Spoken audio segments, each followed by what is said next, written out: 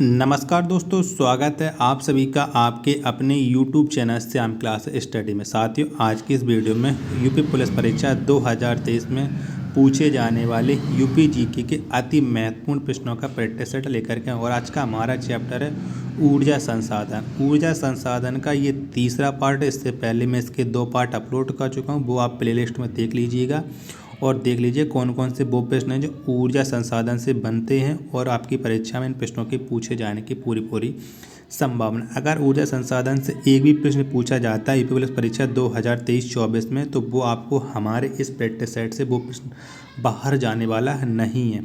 तो practice set पूरा करिएगा। प्रैक्टिस सेट पसंद आए तो वीडियो को लाइक करना। चैनल को आपने अभी तक सब्सक्राइब नहीं किया होगा तो चैनल को आप जरूर सब्सक्राइब कर लीजिएगा और इस प्रैक्टिस सेट को पूरा करने के बाद इसे आप अपने सभी दोस्तों के पास जरूर शेयर करना जो भी यूपी पुलिस परीक्षा 2023-24 की तैयारी कर रहे हैं। तो मैं बता दूं, बिना प्रैक्टिस सेट के आप यूपी पुलिस परीक्षा 2023 में सिलेक्शन नहीं ले सकते हो। तो लगातार प्रैक्टिस सेट करते रहिएगा।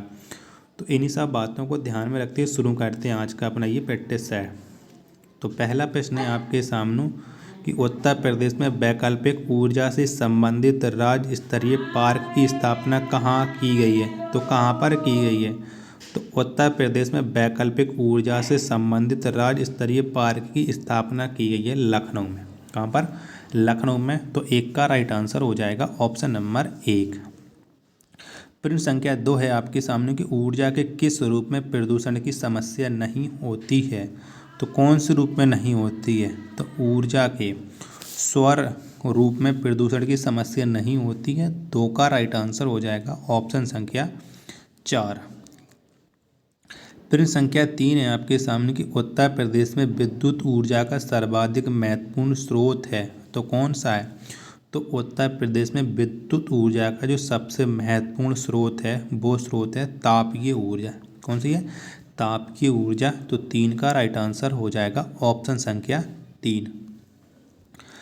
प्रश्न संख्या 4 है आपके सामने कि हरदुआगंज ताप विद्युत गृह का पुनरुद्धार किसके सहयोग से किया गया। तो किसके सहयोग से किया गया? तो ये किया गया है रूस के सहयोग से। तो 4 का राइट आंसर हो जाएगा ऑप्शन संख्या 2। प्रश्न संख्या 5 है आपके सामने कि एकीकृत ग्रामीण ऊर्जा कार्यक्रम उत्तर प्रदेश में कब से प्रारंभ किया गया। तो कब से प्रारंभ किया गया उत्तर प्रदेश में एकीकृत ग्रामीण ऊर्जा कार्यक्रम? तो इसका जो प्रारंभ किया गया था वो किया गया था 1981 में। तो 5 का जो राइट आंसर होगा वो हो जाएगा ऑप्शन संख्या 2। प्रश्न संख्या 6 आपके सामने कि उत्तर प्रदेश में बॉर्डर एरिया डेवलपमेंट कार्यक्रम कब से चलाया जा रहा है। तो कब से चलाया जा रहा है? तो उत्तर प्रदेश में जो बॉर्डर एरिया डेवलपमेंट कार्यक्रम है ये चलाया जा रहा है 1999 और 2000 से। तो 6 का राइट आंसर हो जाएगा ऑप्शन संख्या 1। प्रश्न संख्या 7 है आपके सामने कि उत्तर प्रदेश के विभिन्न चीनी मिलों में कितने मेगावाट तक अतिरिक्त विद्युत सृजित की जा सकती है। तो कितनी की जाती है? तो ये की जा सकती है 1500 मेगावाट की।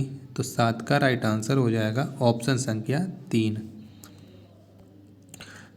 प्रश्न संख्या 8 है आपके सामने कि 80 मीटर ऊंचाई का उत्तर प्रदेश का पहला विंड मॉनिटरिंग मास्ट किस जिले में स्थापित किया जा रहा है। तो कौन से जिले में स्थापित किया जा रहा है? तो ये स्थापित किया जा रहा है शाहजहाँपुर में। तो 8 का जो राइट आंसर होगा वो हो जाएगा ऑप्शन संख्या 4। प्रश्न संख्या 9 है आपके सामने कि निम्नलिखित में से कौन से युग्म सुमेलित नहीं है। सही सुमेलित हैं। तो बताइएगा इनमें से कौन से युग्म हैं जो सही सुमेलित हैं। तो इडुक्की ये ताप विद्युत केंद्र है, किस सबरीगिरी जल विद्युत परियोजना है, घाट पिरवा सिंचाई परियोजना है, रामगंगा ये बहुउद्देशीय परियोजना है। तो कौन कौन सी राइट आंसर है वो आपको बताना है। तो बताइएगा। तो रामगंगा ये विद्युत परियोजना ये बिल्कुल सही है। घाट पिरवा ये सिंचाई परियोजना ये भी बिल्कुल सही है। सबरीगिरी जल विद्युत परियोजना ये बिल्कुल सही है। तो आप बताओ इडुक्की ये कौन सी परियोजना है।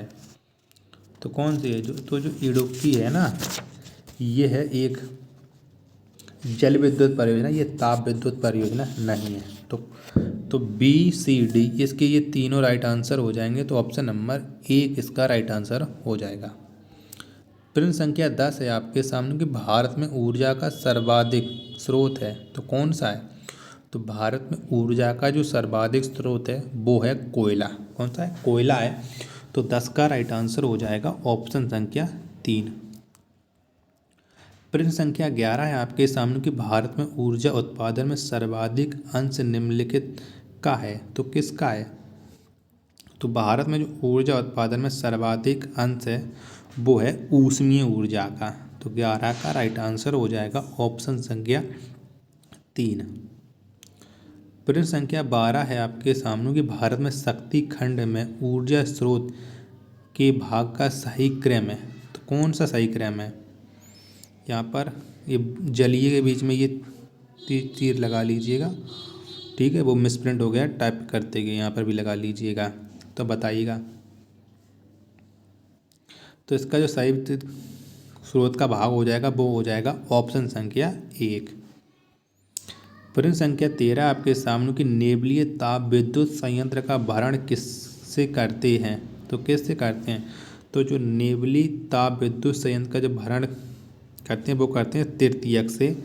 तो 13 का राइट आंसर हो जाएगा ऑप्शन संख्या 2। प्रश्न संख्या 14 है आपके सामने कि निम्नलिखित में से कौन सा युग्म सुमेलित नहीं है। तो इनमें से कौन सा युग्म है जो सुमेलित नहीं है तो बताइएगा। तो बदरपुर दिल्ली में बिल्कुल सही है। हरदोगंज उत्तर प्रदेश में ये भी सही है। उतारन गुजरात में ये भी सही है। तो पारस ये आंध्र प्रदेश में नहीं। अब आपको कमेंट बॉक्स में कमेंट करके बताना है कि ये कौन से राज्य में है। तो 14 का जो राइट आंसर होगा वो हो जाएगा ऑप्शन संख्या 4। अगला प्रश्न है आपके सामने की सूची 1 का सूची 2 से आपको मिलान करना है, सही उत्तर चयन करना है। तो गुजरात,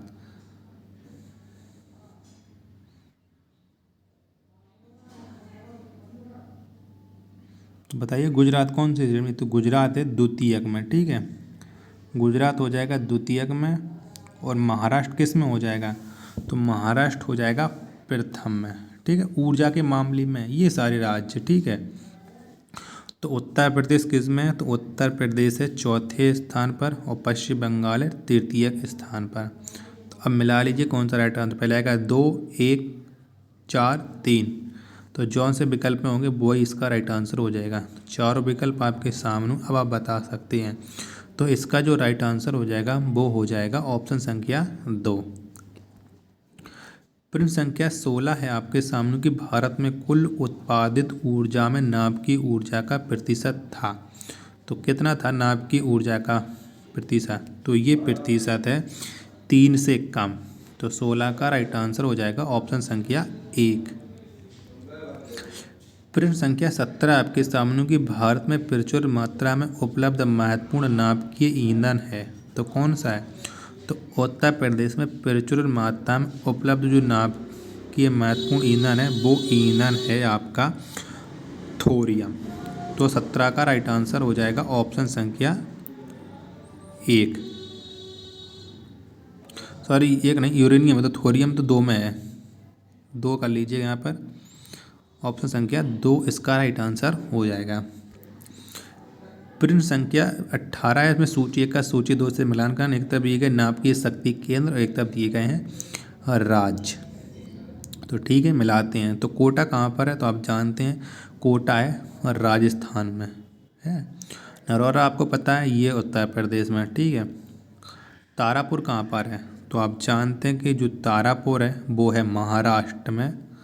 तो बी का मिलान हो जाएगा 3 से। और काकरपारा तो ये है गुजरात में, तो इसका मिलान हो जाएगा 2 से। तो आप देखते हैं कौन सा राइट आंसर है। तो पहले 1 का 4 और 4 का 1 जौन से विकल्प में होंगे वो इसका राइट आंसर हो जाएगा।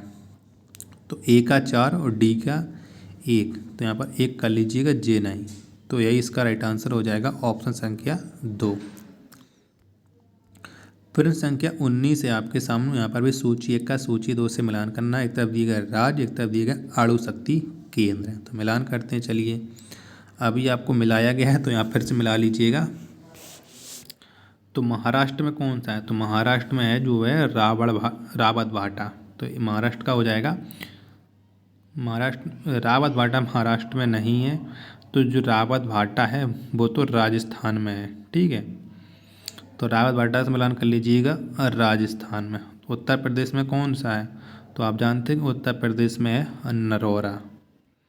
ठीक है, और महाराष्ट्र में कौन सा है, तो महाराष्ट्र में है थाल अणुशक्ति केंद्र, तो इसका हो जाएगा दूसरे से मिलान। और कर्नाटक में हो जाएगा कैगा, तो बी का हो जाएगा 4 से मिलान। तो देखिएगा 2 के बाद 4, 4 के बाद 3, 3 के बाद 1, तो कौन से विकल्प में, तो ये देख लीजिएगा, तो ये है ऑप्शन नंबर 3 इसका राइट आंसर हो जाएगा। अगला प्रश्न है आपके सामने 20 की निम्नलिखित ऊर्जा में से कौन सी जैविक मात्रा में सर्वाधिक उपयोग की जाती है, तो कौन सी ऊर्जा की जाती है, तो ये की जाती है सर्वाधिक सौर ऊर्जा। तो 20 का जो राइट आंसर होगा वो हो जाएगा ऑप्शन संख्या 2। प्रश्न 21 है आपके सामने कि निम्नलिखित ऊर्जा स्रोतों में से कौन सा सर्वोत्तम पर्यावरण अनुकूल है, तो कौन सा है, तो सर्वोत्तम पर्यावरण अनुकूल है वो है सौर सेल। तो 21 का राइट आंसर हो जाएगा ऑप्शन संख्या 4। प्रश्न संख्या 22 है आपके सामने कि ऊर्जा संकट से क्या तात्पर्य है, तो क्या तात्पर्य है, तो ऊर्जा संकट से जो तात्पर्य है वो है कोयला तथा पेट्रोल जैसे जीवाश्म ईंधन के समाप्त होने का खतरा। तो 22 का राइट आंसर हो जाएगा ऑप्शन संख्या 4। प्रश्न संख्या 23 है आपके सामने कि भारत में धारणीय विकास के दृष्टिकोण से विद्युत उत्पाद का सबसे अच्छा स्रोत कौन सा है, तो कौन सा है, जो सबसे अच्छा स्रोत है वो है जल विद्युत। तो 23 का राइट आंसर हो जाएगा ऑप्शन संख्या 3। प्रश्न संख्या 24 है आपके सामने कि भारत में निम्नलिखित में से कौन नवीनीकरणीय ऊर्जा स्रोत सर्वाधिक सभ्यता वाला है, तो कौन सा है, तो जो है सौर शक्ति। तो 24 का राइट आंसर हो जाएगा ऑप्शन संख्या 1। प्रश्न संख्या 25 है आपके सामने के नीचे दिए गए 4 फसलों के नाम दिए गए, इनमें से किस एक की खेती एथेनॉल से की जा सकती है, तो किसकी की जा सकती है, तो मक्का की खेती की जा सकती है। तो 25 का राइट आंसर हो जाएगा ऑप्शन संख्या 2। तो प्यारे साथियों, अगर आपको ये प्रैक्टिस सेट पसंद आया तो वीडियो को आप लाइक कर देना। चैनल को आपने अभी तक सब्सक्राइब नहीं किया होगा तो चैनल को आप जरूर सब्सक्राइब कर लीजिएगा। मिलते हैं अपन नेक्स्ट वीडियो में, तब तक के लिए धन्यवाद। जय हिंद।